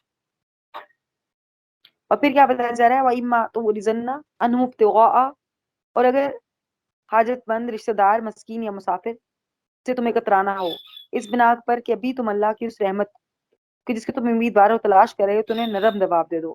اب کیا بتایا جا رہا ہے کہ اگر تم خود کسی اسٹرگل میں لگے ہوئے ہو کہ تمہاری جاب اتنی اچھی نہیں ہے، یا تمہارے بزنس اتنا اچھا نہیں ہے کہ تم اس کو مانگنے آیا ہے، چاہے تمہارا رشتے دار تھا، حاجت مند تھا، مسکین تھا یا مسافر تھا، اور تمہیں پیسے نہیں ہیں ابھی اس وقت، یا ہیں تو بھی تمہیں کہیں اور خرچ کرنے ہیں، یہ تم مطلب خود بھی ہینڈ ٹو ماؤتھ ہو، تو پھر کیا کرو تم؟ نرم جواب دو، پھر نرمی سے بات کرو. پھر اگر منع بھی کرنا ہے تو پیار محبت سے منع کرو. کیسے منع کرو؟ کہ ان کو یا تو دعا دے دو، اگر یا دعا دے دو یا پھر ان سے کوئی وعدہ کر لو. کیا وعدہ کر لو؟ کہ جیسے میں پیسے آئیں گے تو پھر میں کیا کروں گا، میں تمہیں ضرور تمہاری مدد کروں گا، لیکن غصہ نہیں کرنا. ان کے حقوق ادا کرنے ہیں. اگر نہیں کچھ کر سکتے تو پھر ایک اچھی بات ہی کر دو. یہاں پہ اچھی بات یہ نرمی سے بات کر کے منع کر دو، یہ بھی ہے. اور یہاں پہ یہ بھی کہا جا رہا ہے کہ اگر اللہ کے دین کی کوئی بات تم پتا ہے، یا کوئی ایسی بات پتا ہے جس سے تم بتا کر اسے فائدہ ہو جائے گا، تو تم وہ بات بتا دو. اور اللہ کی بات سے بہترین کس کی بات ہے؟ تو اگر آپ کو اللہ کا کوئی حکم پتا ہے، آپ کے پیسے نہیں ہے، کوئی رشتے دار آپ کے پاس آیا تو آپ اسے کوئی نماز کا حکم دے دیں، اسے آپ کوئی قرآن سے بہت پیاری سی بات بتا دیں، عملی پوائنٹ کو بتا دیں، تو یہ بھی کیا ہے؟ صدقہ جاریہ ہے. تو آپ یہ بھی کر سکتے ہیں. اور پھر دعا تو دے ہی سکتے ہیں اس کو کہ اللہ تمہارے لیے بہتری کرے، میں پاس فی الحال کچھ مسئلے ہیں، میں نہیں کر سکتا، اور جیسے ہی ہوگا میں کر دوں گا. ولا تجل یدک مغلولہ، اور نہ تم اپنا ہاتھ گردن سے باندھ کے رکھو، اور نہ اسے بالکل کھلا چھوڑ دو کہ ملامت زدہ اور عاجز بن جاؤ. اب یہ استعارہ ہے یہاں پہ، مطلب کیا کیا جا رہا ہے یہاں پہ؟ اشارہ کیا جا رہا ہے. گردن سے ہاتھ باندھنا مطلب بخل بھی نہ کرو، اور نہ ہی فضول خرچی کرو. دونوں باتیں کی جا رہی ہیں کہ نہ تو اتنے بخیل بنو کہ پھر اپنے اپنے پر ہی خرچ نہ کرو، نہ اپنے اولاد پہ خرچ کرو، اور نہ ہی اتنے فضول خرچ بنو کہ بالکل تمہارے پاس پیسے ختم ہو جائے اور تم پہ دوسروں کے محتاج ہو، دوسروں سے مانگنے لگ جاؤ. بلکہ کیا کرو؟ اپنے روی اختیار کرو. وہ دوبارہ وہی بات کی جا رہی ہے. ان ربک یبسط الرزق لمن یشاء، اور تیرا رب جس کے لیے چاہتا ہے رزق کو شادہ کر دیتا ہے، جس کے لیے چاہتا ہے تنگ کر دیتا ہے. اپنے بندوں کے حال سے باخبر ہے، انہیں دیکھ رہا ہے. یعنی یا اللہ تعالیٰ اپنے بندوں کے درمیان رزق کی کمی بیشی کا جو فرق ہے اللہ نے رکھا ہے، اللہ جو ہے اس کی مصلحت ہے یہ اس میں. اور تقسیم رزق جو ہے یہ اللہ کے ذمہ ہے. انسان کو اپنی مصنوعی تدبیر مطلب انسان جو اپنی آرٹیفیشل چیزوں سے یہ نہ سمجھے کہ وہ رزق کا مطلب بن گیا حقدار ہے، کہ وہ اس کی محنت سے ہوا. ایسا نہیں ہو، بلکہ اللہ کی طرف سے ہے یہ. اور یہ رزق کی جو تقسیم ہے وہ کس طرح ہے وہ اللہ بہتر جانتا ہے. ہم اس میں کوئی بات نہیں کر سکتے، کیونکہ جو اللہ کی مصلحت ہے، جو اللہ جانتا ہے، وہ ہم نہیں جانتے.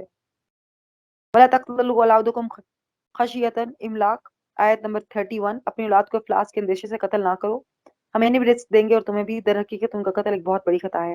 اب کیا کہا جا رہا ہے کہ اپنی اولاد کو غریبی کی ڈر سے قتل نہ کرو.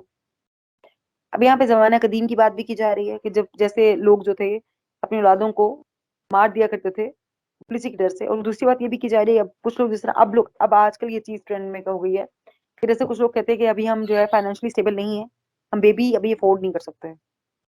وہ بات بھی کی جا رہی ہے کہ جیسے ابارشن کروانا ہے، یہ بھی اولاد کا قتل ہے، کہ نہ کرو، کیونکہ اللہ نے رزق دینا ہے تمہیں بھی اور تمہاری اولاد کو بھی. جو بچہ بھی آتا ہے اپنے حصے کا رزق ساتھ لے کر آتا ہے. تم کون ہوتے ہوئے کہنے والے کہ ابھی میں اس کا رزق افورڈ نہیں کر سکتا؟ رزق دینے والا تو اللہ ہے، تم تھوڑی ہو. یہی بتایا جا رہا ہے رازق اللہ ہے، انسان نہیں ہے. خود کو رازق نہ سمجھو. تمہاری اولاد کو بھی اللہ رزق دے گا، تمہیں بھی اللہ رزق دے گا. تم یہ بہت بڑا، ان کا قتل بہت بڑی خطا ہے، بہت بڑا گناہ ہے. تو یہ نہ کرو، گناہ کبیرہ ہے، یہ نہ کرو. کبیرہ گناہ ہے. خطان کبیرہ دیکھیے ورڈ یوز ہوا ہے، گناہ کبیرہ میں سے ہے اور آتا قتل، تو بے گناہ نہ کرو. ولا تقربوا الزنا انه كان فاحشہ، اور زنا کے قریب بھی نہ پھٹکو، یہ بہت برا فعل ہے، بہت برا راستہ. یہ بھی ایک دوسرا گناہ کبیرہ جس کی بات کی جا رہی ہے، یعنی کہ زنا کے قریب بھی نہ جاؤ. اس کا حکم جو ہے انڈیویجولی بھی دیا جا رہا ہے اور سوسائٹی کو، پوری سوسائٹی کو بھی دیا جا رہا ہے. اور پھر اس چیز سے بچنا ہے، بلکہ اس کے محرکات جو چیز موٹیویشنل ہے، اس کو موٹیویشنل جو چیزیں آتی ہیں معاشرے میں، اس سے بھی بچنا ہے. اور اس کا کیا کرنا ہے؟ ہمیں اس کو ختم کرنا ہے کسی بھی طرح سے. اور یہ کس طرح ہے؟ اس کی جو زنا کی تہمت ہے اور زنا کا جو احکامات ہیں اور زنا کی جو سزا ہے، اس کو کس طرح سے دیکھا جا سکتا ہے کہ اب یہ دیکھیے کہ پہلی بات تو کہ یہ کہا جا رہا ہے کہ اسے قریب نہیں جانا. کوئی بھی طرح کی شکل ہے اس کی، اس کے پاس نہیں، مت جاؤ. یہ بہت بڑا گناہ کبیرہ ہے. چاہے کچھ بھی ہو جائے تمہیں اس گناہ کے قریب نہیں جانا. آج کل یہ چیز عام کیوں ہو گئی ہے؟ کیونکہ ہم نے نکاح کو مشکل کر دیا ہے. اگر ہم چاہتے ہیں ہم زنا کو ختم کریں تو ہمیں نکاح کو عام کرنا ہوگا. نکاح بہت، زنا آسان ہے، نکاح مشکل ہے. آج ہمارے معاشرے میں زنا آسان ہو گیا ہے، نکاح مشکل ہو گیا ہے. نکاح کے لیے پہلے ایک سرٹن ایج چاہیے، لڑکے کی جاب چاہیے، لڑکے کا گھر چاہیے. اس میں لڑکے کا قصور نہیں، لڑکی والوں کا بھی قصور ہے. ہمیں بھی اپنے اسٹینڈرڈ تھوڑا لو کرنے پڑیں گے. رزق اللہ دینے والا ہے، اللہ تعالیٰ رزق کا وعدہ کر رکھا ہے، تو وہ رزق مل جائے گا آپ کی بیٹی کو. اس کے اتنا مشکل مت بنائیے کہ معاشرے میں زنا عام ہو جائے. زنا کا سدباب کرنا ہے. ہر اس طرح کی چیز، نشہ آور چیزیں یا وہ ایسی چیزیں جو جیسے کچھ سوشل میڈیا کا جو سٹف ہے، اس کو ہمیں سب چیزیں سے اوائڈ کرنا ہے. اور ہمیں پھر کیا کرنا ہے، ایک ایسا قانون بنانا ہے جس کی وجہ سے یہ ان چیزوں پہ پابندی لگائی جائے اور نکاح کو آسان کیا جائے. اور یہ کام ہمارا ہے ایز اے انڈیویجول بھی، ایز اے سوسائٹی بھی، اور گورنمنٹ کا بھی کام ہے. وَلَا تَقْتُلُوا النَّفْسَ الَّتِي حَرَّمَ اللَّهُ إِلَّا بِالْحَقِّ، آیت نمبر 33. اور اپنے نفس کو قتل کرنے کا ارتکاب نہ کرو جسے اللہ نے حرام کیا ہے مگر حق کے ساتھ. اور جو شخص مظلومانہ قتل کیا گیا اس کے ولی کو ہم نے قصاص کے مطالبے کا حق عطا کیا ہے، بس چاہیے کہ وہ قتل میں حد سے نہ گزرے، اس کی مدد کی جائے گی. اب یہاں قتل نفس سے مراد دوسرے انسان کا قتل نہیں، بلکہ خودکشی کا بھی کہا جا رہا ہے کہ خودکشی بھی حرام ہے، کیونکہ اللہ نے نفس کو ذی حرمت یعنی کہ عزت والا ٹھہرایا ہے. اور یہ بہت بڑا جرم اور گناہ قتل، جو انسان کا قتل کرنا ہے بہت بڑا گناہ ہے، اور خودکشی بھی بہت بڑا گناہ ہے. کیونکہ اللہ کی دیوی جو زندگی ہے، یہ ہم پہ جو ہے اللہ کی امانت ہے، اور اس امانت میں خیانت نہیں کرنی چاہیے. وَلَا تَقْرَبُوا مَالَ الْيَتِيمِ إِلَّا بِالَّتِي هِيَ أَحْسَنُ حَتَّىٰ يَبْلُغَ أَشُدَّهُ. اور مال یتیم کے پاس بھی نہ پھٹکو مگر ایسے طریقے سے یہاں تک کہ اپنے شباب کو پہنچ جائے. عہد کی پابندی کرو، بے شک عہد کے بارے میں تم کو جواب دہی کرنی ہوگی. اب کہا جا رہا ہے کہ یتیم، اگر تم کسی یتیم کے سرپرست ہو، تم کسی گارڈین ہو، تو اس کی مال کے قریب نہ جاؤ، اس کو مال کو باطل طریقے سے نہ کھاؤ، مگر اس طریقے سے جو بہتر ہو. مطلب بہتر کیا مطلب کہ اگر آپ اس کو یتیم پہ لگاؤ گے، یا پھر اگر آپ سے کچھ یتیم کا کام کرے تو اس مال میں سے تھوڑا سا مال اپنے پہ خرچ کر سکتے ہو، مگر اتنا جتنا ضرورت ہے. اور پھر جب تک کہ وہ، لیکن اس کے مال کو بچا کے رکھنا ہے جب تک کہ وہ جوانی پہ پہنچے، تو پھر اس کو مال اس کو دے دو. اور عہد کو پورا کرو، وعدوں کو پورا کرو، کیونکہ وعدوں کا تم سے سوال کیا جائے گا. تم کو جواب دہی کرنی ہوگی ان کی، جو تم عہد کرتے ہو اس میں تمہیں اس کا جواب دینا پڑے گا. اوفوا الکیل اذا کلمتم وزنوا بالقسطاس.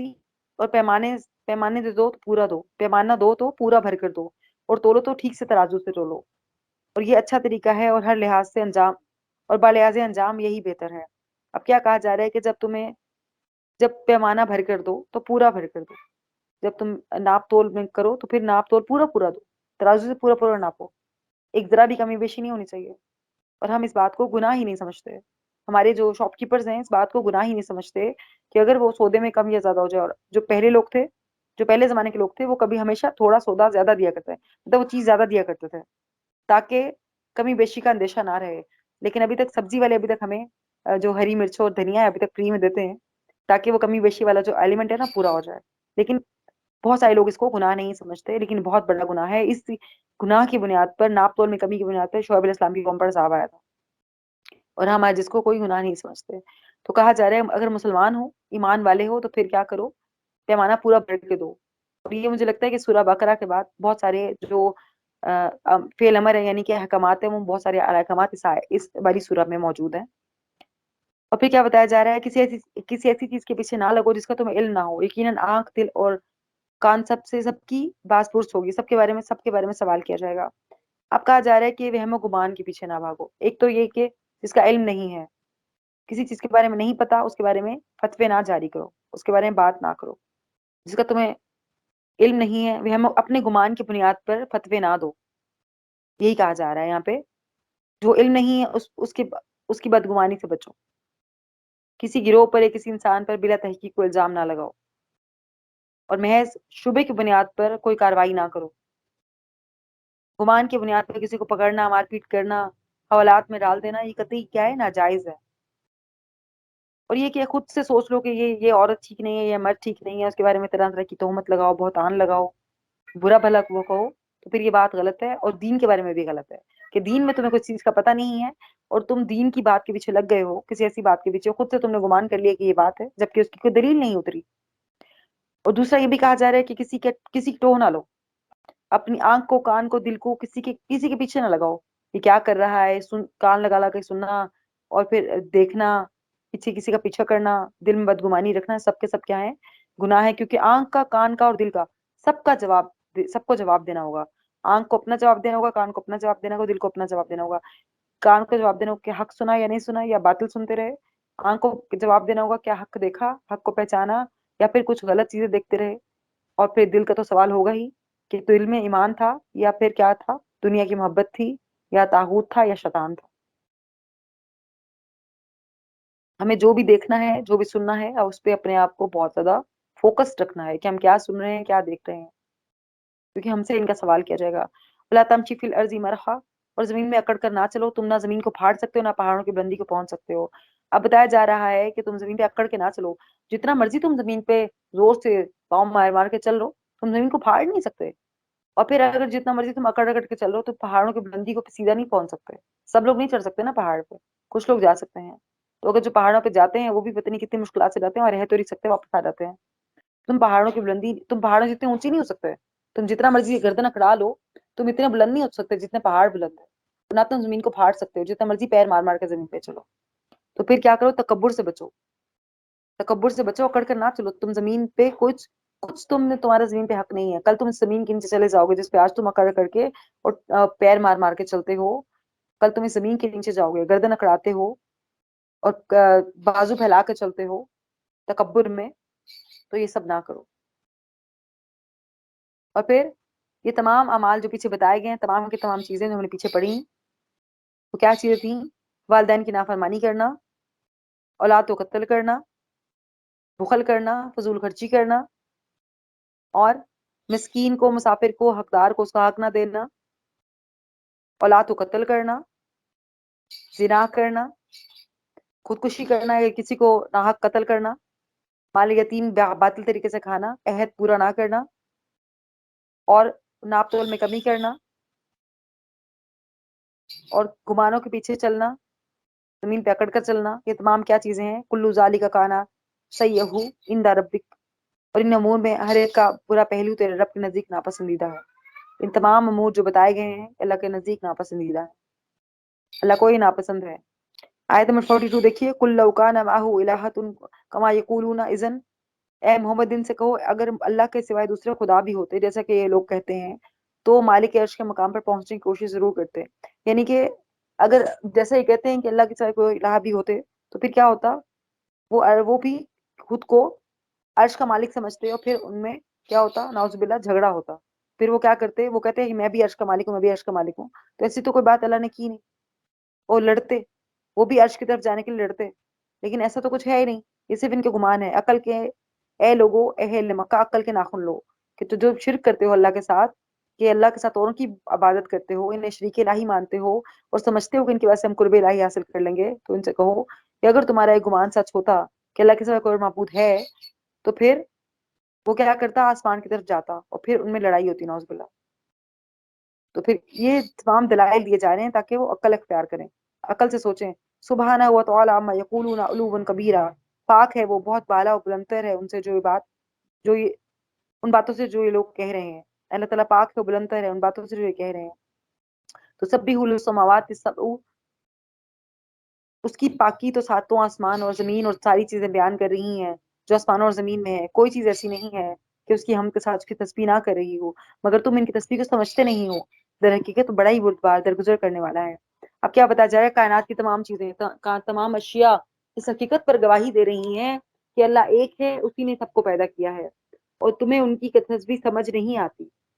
وہ اپنے حساب سے تسبیح کرتے ہیں. تمام چرند پرند, تمام مخلوقات جاندار زمین میں, زمین و آسمان اور زمین میں ہر چیز, ہر مخلوق جو ہے وہ اللہ کی عبادت کر رہی ہے, وہ اللہ کی تسبیح کر رہی ہے, لیکن تم نہیں جانتے اس کی تسبیح کو. صرف انسان ہی ہے, صرف انسان ہی ہے جو تسبیح نہیں کرتا. لیکن اللہ کیا ہے, بردبار ہے, مطلب یہ اس کے جو ہے اس کی شان ہے, کیونکہ وہ غفور ہے. تو تم اس کی, اللہ کی جناب میں گستاخیاں کیے جاتے ہو, لیکن پھر بھی وہ تمہیں درگزر کرتا جاتا ہے, تم پر رزق بند نہیں کرتا, نہ اپنی نعمتوں سے محروم کرتا ہے, نہ ہی گستاخ پر فوراً بجری گرا دیتا ہے. یہ بھی اس کی بردباری, اس درگزر کا کرشمہ ہے کہ تم جو بھی کرتے ہو اللہ کے ساتھ, اللہ کے ساتھ شرک ٹھہراتے ہو, جو بھی کرتے ہو, تو پھر اللہ تعالیٰ اس کو معاف کر دیتا ہے, اللہ تعالیٰ سے درگزر کر دیتا ہے, اللہ تمہیں فوراً نہیں پکڑتا اس پر. اور آیت 49 دیکھیے, وقالوا اذا كنا عظاما, اور وہ کہتے ہیں کہ جب ہم سے ہڈیاں اور خاک ہو جائیں گے تو کیا نئے سرے سے پیدا کر کے اٹھائے جائیں گے. कुल कूनू हिजारत औ हदीदा, इनसे कहो अगर तुम पत्थर के लोहा भी हो जाओ, या ऐसे भी कोई सख्त चीज जो तुम्हारे जहन में कबूल हयात से बईतर हो, तो वो जरूर पूछेंगे कौन है जो हमें फिर जिंदगी की तरफ पलटा कर लाएगा। जवाब में कहो वही जिसने तुम पहली बार पैदा किया था। वो सर हिला हिला कर पूछेंगे अच्छा तो ये कब होगा? तुम कहो क्या क्या जब वक्त करीब ही आ लगा हो। मतलब अल्लाह फरमा रहे हैं कि इनसे ये जब कहते हैं नबी सल्लल्लाहु अलैहि वसल्लम आपसे कि अगर ये हमसे हड्डियां हो जाएंगी और खाक हो जाएंगी, हम नई सिरे से पैदा किए जाएंगे, तो अल्लाह फरमा रहे हैं तुम पत्थर बन जाओ या लोहा बन जाओ या फिर कोई ऐसी चीज बन जाओ जो इससे भी सख्त हो, जो तुम्हारे दिमाग में आती है ना, इससे भी कोई सख्त चीज, तुम वो भी बन जाओ, तो भी अल्लाह तुम्हें वो जरूर वापस उठाएगा। फिर अगर वो पूछेंगे आपसे कि कौन है जो हमें जिंदगी की तरफ पलटा कर वापस लाएगा, कौन तुम्हें दोबारा जिंदा करेगा, तो आप फरमाइए कि वही जिसने पहली बार तुमको पैदा किया था। फिर वो पूछेंगे ऐसा कब होगा, तो आप फरमाइए हो सकता है क्यामत का वक्त करीब ही हो, तो तुम्हें पता ही ना हो, यानी कि क्यामत का वक्त करीब ही हो, लेकिन तुमको उसके बारे में ना पता हो। तुम जो भी बन जाओ, जिस तरह के भी बन जाओ, अल्लाह तुम्हें दोबारा वापस वैसा ही बना देगा जैसे तुमने इसमें पैदा किया था पहली बार। यौम यदूकुम फतस्ताजिबूना बिहम्दिही, और जिस रोज तुम पुकारेगा कि तुम उसकी हमद करते हुए इसके पुकार के जवाब में निकल आओगे, और तुम्हारा गुमान इस वक्त ये होगा कि हम बस थोड़ी देर में साल में पड़े रहेंगे, यानी कि दुनिया में मरने के वक्त से लेकर क़यामत के उठने तक के वक्त को तुम चंद घंटों का वक्त महसूस करोगे। और जब रोजे मैशर तुम्हें उठाकर जगाया जाएगा, तो तुम अल्लाह की हम बयान करते हुए उठ खड़े होगे। तो ये बहुत बड़ी हकीकत की तरफ इशारा है। इसका मतलब क्या है? मोमिन हो या काफिर, हर एक की ज़बान पर उस वक्त अल्लाह की हमद होगी। आयत में 46 देखिए, कुलित उल लजीना ज़अमतुम मिन दुनिही, इनसे कहो कि पुकार कर देखो उन माबूदों को जिनको तुम अल्लाह के सिवा अपना कारसाज समझते हो, वो किसी तकलीफ को तुमसे हटा सकते हैं ना बदल सकते हैं। और जिन लोगों को ये पुकारते हैं वो तो खुद अपने रब के हजूर रसाई हासिल करने का वसीला तलाश कर रहे हैं कि कौन उससे करीब तर हो जाए, उसकी रहमत के उम्मीदवार, उसके अजाब से खाइफ हैं। हकीकत यह है कि तेरे रब का अजाब है ही नहीं डरने वाला। अब कहा जा रहा है कि जिन लोगों को ये माबूद समझ के पुकारते हैं, जिन लोगों का ये सहारा तलाश करते हैं कि ये लोग जो है हमारा सहारा बनेंगे, हमारे सिफारिशी बनेंगे, वो तो खुद अल्लाह के हजूर जो है अल्लाह का कुर्ब पाने के लिए कोशिश करते रहते हैं। वो तो खुद जो अल्लाह के बंदे हैं, अल्लाह के प्यारे हैं, वो चाहते हैं उन्हें खुद अल्लाह का कुर्ब नसीब हो जाए, वो तो खुद अल्लाह की कुर्ब की कोशिश कर रहे हैं। जबकि ये लोग क्या समझते हैं? ये समझते हैं कि ये लोग क्या है, हमारे ये हमें रसाई पहुंचाएंगे अल्लाह तक, जबकि वो खुद अल्लाह के हजूर रसाई के ख्वाहिशमंद हैं और चाहते हैं कि वो अल्लाह के करीब तर हो जाएं और उसकी रहमत के उम्मीदवार हैं और उसके अजाब से खाइफ हैं। ये जो अल्लाह के प्यारे बंदे हैं, जो अल्लाह के वली हैं, या फिर जो पैगंबर हैं, ये जो सहाबा हैं जिनके पीछे तुम लगते हो, या अहले बैत हैं, ये तो खुद अल्लाह के बंदे हैं। ये तो खुद अल्लाह के हजूर रसाई करने के लिए कोशिश करते हैं और अल्लाह का कुर्ब पाना चाहते हैं, अल्लाह की रहमत के उम्मीदवार हैं और अल्लाह के अजाब से डरते हैं। ये लोग, ये वो लोग अल्लाह के बंदे, अल्लाह के प्यारे, अल्लाह वाले जिनके पीछे तुम लगते हो, वो खुद अल्लाह के क्या है, अल्लाह को पुकारते हैं, हर मुसीबत में अल्लाह को पुकारते हैं, तौहीद के वो मानने वाले हैं और अल्लाह के अजाब से डरते हैं।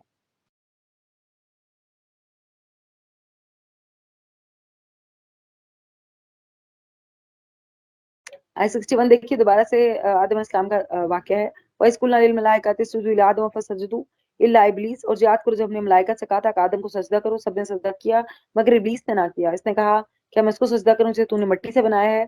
फिर बोला देख तो सही क्या इस काबिल था कि तूने से मुझ पर फजीलत दी? अगर तू क़यामत के दिन तक मुझे मोहलत दे तो मैं इसकी पूरी नस्ल की बीज के नहीं कर डालूं और बस थोड़े ही लोग मुझसे बच जाएं, मतलब पूरी नस्ल को खराब कर दूं जबकि थोड़े ही लोग मुझसे बच जाएं। तो अल्लाह ताला ने फरमाया अच्छा तो जा, इनमें से जो भी तेरी पैरवी करेंगे तुझ समेत उन सब के लिए जहन्नुम में भरपूर जजा है। और तू जिसको अपनी दावत से फुसला सकता है फुसला ले, फिर अपने सवार और प्यादे चढ़ा ला, माल और औलाद में से इनका इनका झांसा लगाओ, इनको वादों के जाल में फांस, और शैतान के वादे एक धोखे के सिवाय कुछ नहीं है। उसने कहा अल्लाह ताला से कि या अल्लाह मैं, पहले तो उसने आदम से सजदे से इनकार किया और कहा कि या अल्लाह मैं बेहतर हूँ और ये मुझसे कमतर है। और फिर क्या कहा कि इसको तूने मिट्टी से बनाया, क्या मैं इसे सजदा करूं? अल्लाह से फिर क्या कहा कि अल्लाह मुझे मोहलत दे, मैं इसकी पूरी नस्ल को खत्म कर दूंगा, इसकी पूरी नस्ल को तबाह और बर्बाद कर दूंगा, अपने जाल में फंसा लूंगा और थोड़े लोग मुझसे बच जाएंगे। अल्लाह ने फरमाया ठीक है तो जा, तो जो लोग तेरी पैरवी करेंगे उनके लिए जजा क्या है, जहन्नुम है। और फिर जिसको अपनी दावत से फुसला सकता है फुसला ले, मतलब अपने सवार प्यादे यानी कि अपने लश्कर ले जा, और माल और औलाद में से इनको, औलाद और माल से इनको धोखे में डाल, और फिर इनको वादों के जाल में फंसाओ, लेकिन शैतान के वादे एक धोखे के सिवाय कुछ नहीं है। और फिर बताया इन्ना इबादी लईसा लका अलैहिम सुल्तानुन, यकीनन मेरे बंदों पर तुझको कोई इक़्तिदार हासिल ना होगा, और तवक्कल के लिए तेरा रब काफी है। जो अल्लाह पर तवक्कल करेगा, जो अल्लाह को ये वकील समझेगा, उस पर शैतान का गलबा नहीं चलेगा। اس پہ شیطان کا غلبہ نہیں چلے گا. کس پر چلے گا؟ جو اس کی بات مانے گا، جو اس کے وعدوں کو سچ سمجھے گا، اس پر غلبہ چلے گا. اور شیطان نے یہ وعدہ کیا ہے کہ میں بھٹکاؤں گا، تو ہمیں شیطان کو دشمن سمجھنا چاہیے اور جاننا چاہیے کہ وہ ہمارا کھلا دشمن ہے، صریحاً دشمن ہے، اسے بچنا چاہیے. اور پھر آیت نمبر 78 دیکھیے، اقیم الصلاۃ لدلوک الشمس الی غسق اللیل وقرآن الفجر، نماز قائم کرو زوال آفتاب سے لے کر اندھیرے تک، اور فجر کے وقت قرآن کا بھی اہتمام کرو، کیونکہ فجر کا قرآن مشہود ہے، یعنی کہ فرشتے اتارے جاتے ہیں اس وقت. اب یہاں پہ بتایا جا رہا ہے، اب یہ فعل امر ہے. دیکھیے کون کون سے ہیں. نماز قائم کرو، کب تک؟ زوال آفتاب سے لے کر اندھیرے تک. یہ کون سی نماز کی بات کی جا رہی ہے؟ عشاء کی نماز کی بات کی جا رہی ہے. اور فجر کے وقت، یعنی کہ فجر کے وقت قرآن کا اہتمام کرو، کیونکہ فجر کے وقت جو قرآن پڑھتا ہے اس وقت فرشتے اتارے جاتے ہیں. اب یہاں یہ بھی فعل امر ہے، نماز پڑھو اور فجر کے بعد قرآن پڑھو، یہ دونوں فعل امر ہے. ہمیں نہیں پتا اس کے بارے میں، لیکن آج ہم نے پڑھ لیا کہ صبح کے وقت قرآن پڑھنا، فجر کی نماز قرآن پڑھنا، یہ فعل امر ہے، اللہ کا حکم ہے، یہ ہم نے کرنا ہے. یہ نفلی عبادت نہیں بلکہ فرض عبادت ہے. اور پھر کیا کہا جا رہا ہے؟ وَمِنَ اللَّيْلِ فَتَهَجَّدْ بِهِ نَافِلَةً لَكَ، اور رات کو تہجد پڑھو تو یہ تمہاری نفل ہے، اور بعید نہیں تمہارا رب تمہیں مقام محمود پر فائز کر دے. یہ ویسے تو نبی صلی اللہ علیہ وسلم نے خطاب کیا جا رہا ہے کہ رات کو تہجد پڑھو، لیکن ہمارے لیے بھی ہے، وہ نفل نماز ہے، اور اگر تم تہجد پڑھو گے تو اللہ تمہیں مقام محمود پر فائز کرے گا، بہترین مقام دے گا. وَقُلْ رَبِّ أَدْخِلْنِي مُدْخَلَ صِدْقٍ وَأَخْرِجْنِی مُخْرَجَ صِدْقٍ وَاجْعَلْنِی مِن لَّدُنْکَ سُلْطَانًا نَصِیرًا، اور دعا کرو پروردگار مجھ کو تو جہاں بھی لے جا سچائی کے ساتھ لے جا، اور جہاں سے بھی نکال سچائی کے ساتھ نکال، اپنی طرف سے اقتدار کو میرا مددگار بنا دے. اس کو انڈر لائن کیجیے، آیت نمبر 80، اس کو یاد کرنا ہے ہم نے. آیت نمبر 80 کو انڈر لائن کر لیجیے. یہ دعا ہے، بہت خوبصورت دعا ہے، اور یہ دعا ہم نے کرنی ہے. جس کو یاد ہے بارک اللہ، اس کو نہیں یاد وہ یاد کر لے اس دعا کو. اور اس دعا کی جو تلقین ہے وہ کی جا رہی ہے، اور یہ دعا کیا کرنی ہے کہ صداقت کا دامن کسی حال میں ہمیں نہیں چھوڑنا، جہاں سے بھی نکلیں سچائی کے ساتھ نکلیں، اور جہاں سے بھی جائیں سچائی کے ساتھ جائیں. اور پھر یہاں پہ کہا جا رہا ہے کہ یا تو اقتدار عطا فرما یا اللہ، یا مجھے مددگار بنا دے، کسی کو میرا مددگار بنا دے، کسی کو میرا ساتھی بنا دے.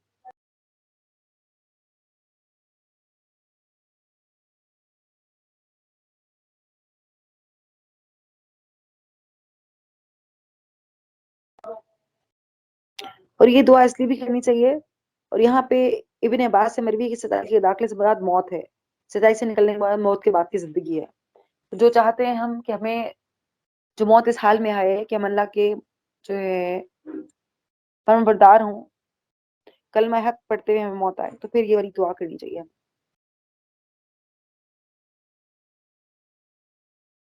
آیت نمبر 83 دیکھیے، وَإِذْ أَنْعَمْنَا عَلَى الْإِنسَانِ أَعْرَضَ، اور انسان کا تو یہ حال ہے جب اس کو کوئی نعمت عطا کرتے ہیں تو وہ اکڑ جاتا ہے، پیٹھ موڑ لیتا ہے، اور جب اسے مصیبت سے دوچار کرتے ہیں تو مایوس ہونے لگتا ہے. انسان کا بتایا جا رہا ہے انسان کا حال کیا ہے کہ جب اللہ کو نعمت دیتا ہے تو اکڑ جاتا ہے اور پیٹھ موڑ لیتا ہے. کس طرح منہ موڑ لیتا ہے؟ جب اس کے پاس کوئی آتا ہے، کچھ مانگنے آتا ہے، اللہ کی راہ میں خرچ کرنے کا اس کو حکم دے رہا تھا، تو منہ موڑ لیتا ہے، اس سے اعراض کرتا ہے. لیکن جب مصیبت سے دوچار ہو تو فوراً مایوس ہونے لگ جاتا ہے، فوراً کیا کہتا ہے کہ بس میں تو مجھ پہ ختم ہو گیا، پوری دنیا مجھ پہ ختم ہو گئی، اور بس اب کچھ نہیں ہونے والا، میرے مسئلے کوئی حل نہیں ہے. اور پھر انسان بہت ناشکرا ہے، یہ کہا جا رہا ہے انسان بہت بڑا ناشکرا ہے. اب یہاں پر تھوڑی سی ہم یہ والی یاد دیکھیں گے، آیت نمبر 90 سے، کہ جو لوگ قرآن پہ انکار کرتے تھے وہ کیا کہتے تھے. وَقَالُوا لَن نُؤْمِنَ لَكَ حَتَّى تَفْجُرَ لَنَا مِنَ الْأَرْضِ. اب کہا جا رہا ہے کہ جو اعتراضات کرتے ہیں اہل مکہ، تو اس کا جواب دیا جا رہا ہے کہ انہوں نے کہا ہم تیری بات نہ مانیں گے جب تک کہ تو ہماری زمین میں پھاڑ کر چشمہ نہ جاری کر دے. یہ اہل مکہ کے اعتراضات تھے. پہلا اعتراض کیا تھا کہ زمین کو پھاڑ کر ایک چشمہ نکال دیجیے ہمارے لیے، او تکون لک جنۃ من نخیل وعنب، یا پھر کھجوروں اور انگوروں کا باغ پیدا کر دے، اس میں نہریں رواں کر دے، یا تو آسمان کو ٹکڑے ٹکڑے کر کے ہمارے سامنے اوپر گرا دے جیسے کہ تیرا دعویٰ ہے، یا خدا اور فرشتے ہمارے روبرو حاضر ہو جائیں، روبرو ہمارے سامنے لائے جائیں، استغفر اللہ، یا تیرے لیے سونے کا گھر بن جائے، یا تو آسمان پر چڑھ جائے، یا تیرے چڑھنے کا بھی ہم یقین نہ کریں گے جب تک کہ تمہارے اوپر ایسی تحریر نہ لیا جسے ہم پڑھیں. اے محمد کہو ان سے، پاک ہے میرے پروردگار، کیا میں ایک پیغام لانے والے انسان کے سوا کچھ اور بھی ہوں؟ یہ مطالبات تھے اہل مکہ کے. کیا مطالبہ تھا؟ زمین میں چشمہ نکالنا ہے ہمارے لیے، کھجوروں انگوروں کے باغ بنا دیں اور نہریں رواں کر دیں، اس میں آسمان کو ٹکڑے ٹکڑے ٹکڑے ٹکڑے کر دیں، ہمارے اوپر گرا دیں. یا پھر خدا اور فرشتوں کو ہمارے روبرو لیا نعوذ باللہ، اور پھر یا سونے کا ایک گھر بنا دے ہمارے لیے، یا پھر آسمان پر چڑھ کے دکھا ہمیں، یا پھر ہمیں کیا کریں آپ، یا پھر ایسی تحریر اتار لائیں، ایسی کتاب بنی بنائی کتاب اتار لائیں جس سے ہم پڑھیں۔ اللہ فرما رہے ان کے سامنے سب کچھ چیزیں آ جائیں گی، پھر بھی یہ اس پر ایمان نہیں لائیں گے۔ اور آپ ان سے کہیے کہ میں ایک انسان یا پیغام لانے والے کے سوائے کچھ نہیں ہوں، مجھ میں یہ طاقت نہیں رکھتا میں یہ کہ میں خود سے یہ معجزات لے آؤں تم پر، جب تک اللہ نہ چاہے، اور میں ایک پیغام دینے والا ہوں صرف۔ اور پھر یہ اگر ان کو یہ سب چیزیں لا بھی دی جاتی تو بھی یہ ایمان نہیں لانے والے تھے، کیونکہ یہ سب کیا تھی ان کی حجت بازیاں تھی، اور کچھ نہیں تھا، صرف حجتیں تھی ان کی کہ ایسا کر لا اور ایسا کر لا۔ جب کسی انسان نے ماننا نہیں ہوتا تو پھر وہ کیا کرتا ہے، وہ اس طرح کی ہی باتیں کرتا ہے۔ آیت نمبر 7 دیکھیے، قل آمنوا بہ او لا تؤمنوا، اے محمد ان سے کہہ دو تم اسے مانو یا نہ مانو، جنوں کو پہلے علم دیا گیا ہے جب یہ سنایا جاتا ہے قرآن پاک تو منہ قبل سجدے میں گر جاتے ہیں اور پکار اٹھتے ہیں، پاک ہے ہمارا رب، اس کا وعدہ تو پورا ہونا ہی تھا، منہ کے بل روتے ہوئے گر جاتے ہیں، اور اسے سن کر ان کا خشوع اور بڑھ جاتا ہے۔